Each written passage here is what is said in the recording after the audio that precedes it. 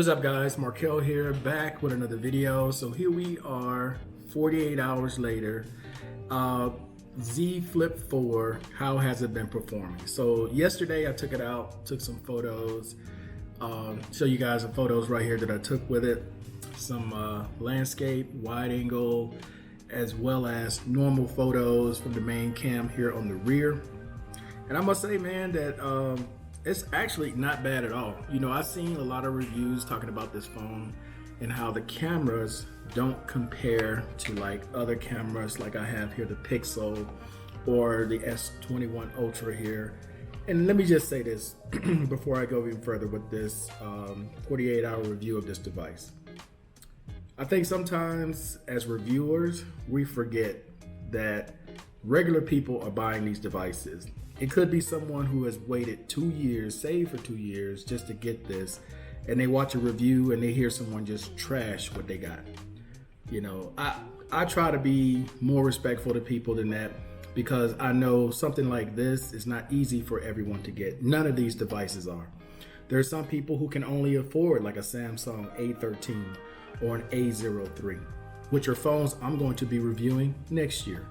So with that being said, guys, don't take these reviews to heart. Don't feel like someone saying these cameras don't compare to these cameras. The only person that it matters to is you and what you think. I know people want to watch these reviews sometimes to see, you know, how has this thing held up before they make a purchase, and that's fine.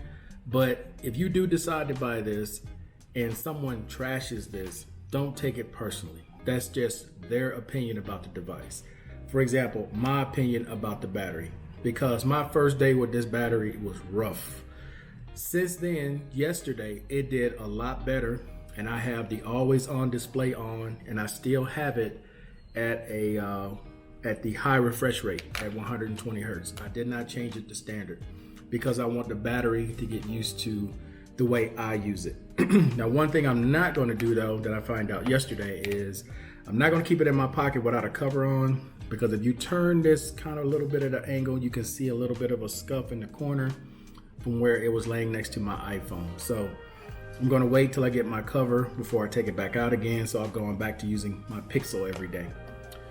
But I will show you guys some photos and a little bit of video from yesterday when I had this device out, because this is a fun device. I think sometimes also we forget that these are tools, and some of these are fun tools, because this phone, which is a phone first, has the ability to record video and photos, and it's just fun. People saw me with this thing and they came in like, what is that? And I showed it to them, flips, it folds. They took some photos with it. I was able to send them their photos on WhatsApp. It's just a fun time to have something like this, right?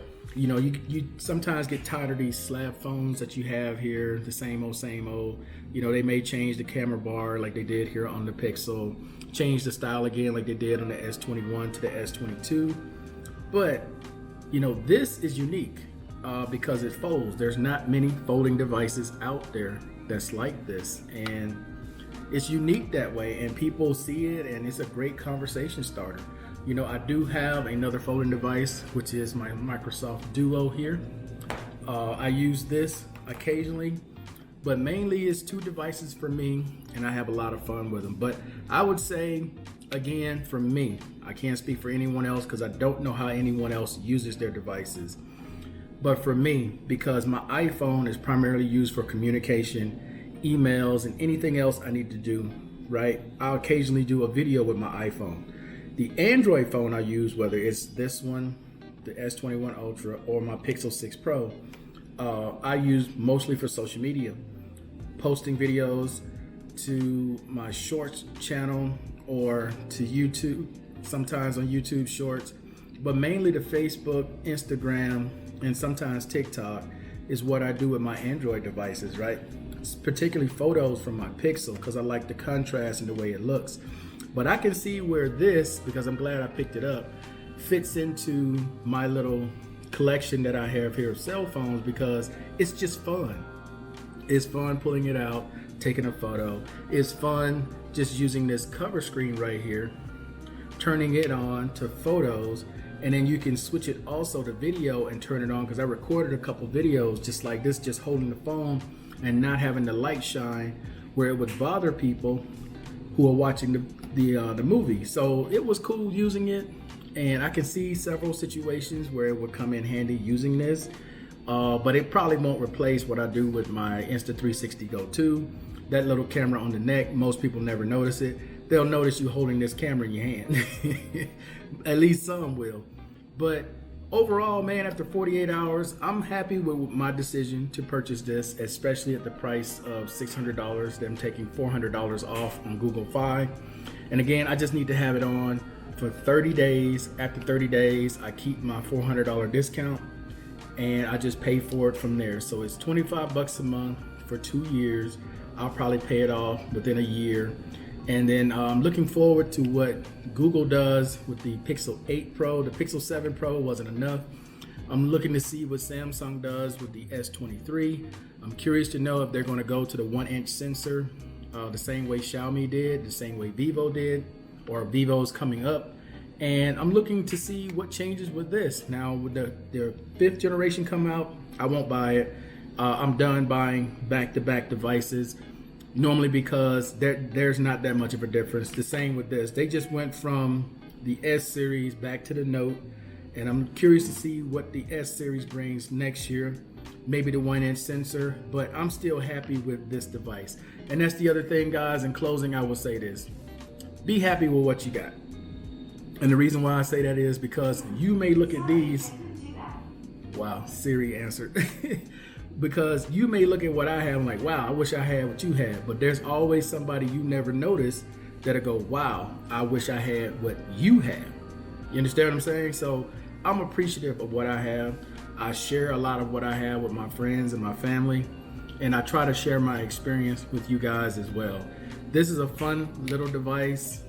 To me, it's a companion device like these other devices that I have, and I'm very fortunate and blessed to be able to have them. And I appreciate everybody who watches my channel. I appreciate you guys who leave comments. And once again, get what you can afford, get what you like, regardless of what someone else's opinion of it may be. They may trash it, you love it. Because at the end of the day, it's all about what you want with your money. What somebody else is saying, what somebody else posts about the device that you may have, pay it no attention. As long as you're happy with what you have, it doesn't matter what anyone else thinks. The last thing is social media. When you're posting to social media, I can guarantee you most people have no idea what camera you use to post with unless you tell them. The exact same way I'm filming this right now. No one can tell me what camera I use to film this video. I can guarantee you, you cannot.